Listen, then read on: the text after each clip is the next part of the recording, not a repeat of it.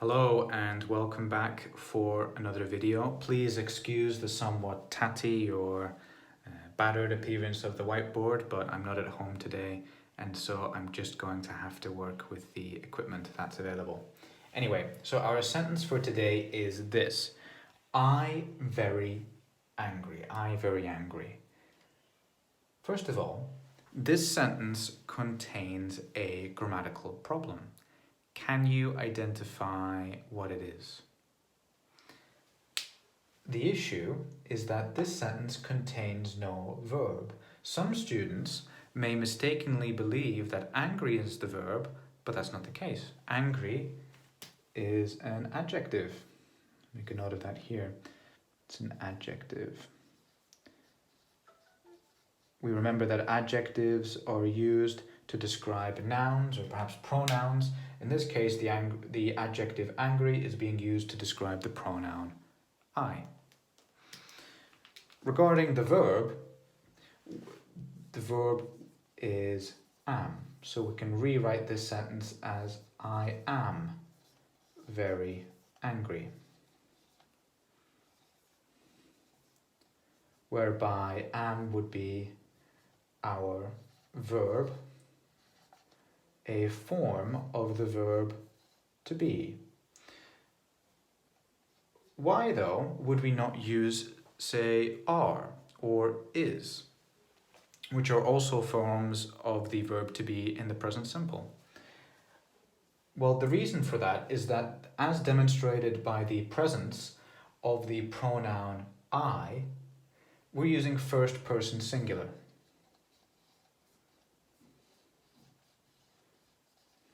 First person singular, and the first person singular form of the verb to be is am.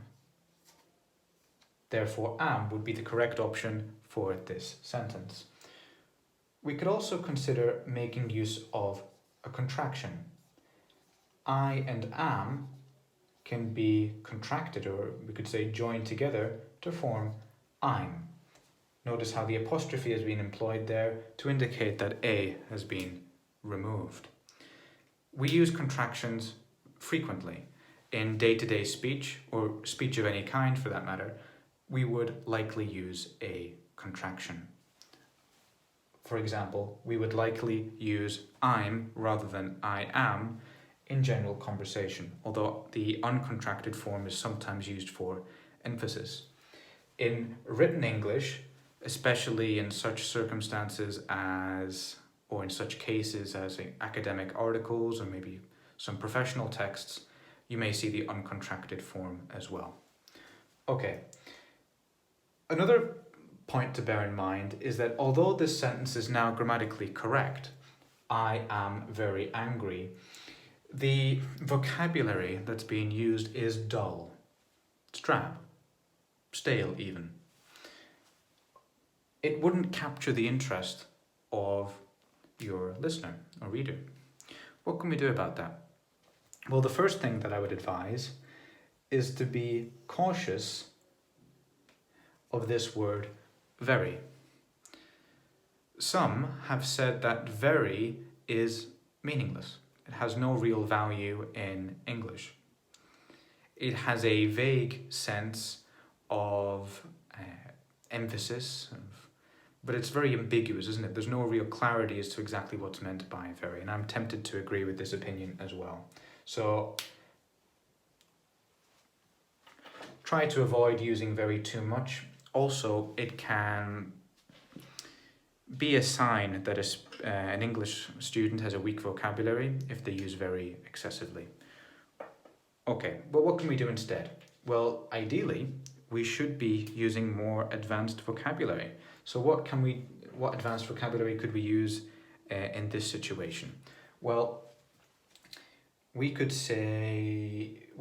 use furious. I'm furious. I'm furious. I'm enraged. I'm enraged. I'm vexed. vexed. Notice the hard consonant sounds there. Vexed. And then lastly, I'm indignant. Indignant. Now, the important fact to bear in mind here is that the definition of these words, or the definitions of these words, are essentially the same as angry or very angry. Yet, the emotional impact of these words is far more. This makes them more effective because they can allow you to express your ideas and for your ideas to be received in a more efficient and effective way, allowing you to communicate better, which is your goal. So I hope this has been helpful to you, and I look forward to seeing you again soon. Thank you for watching.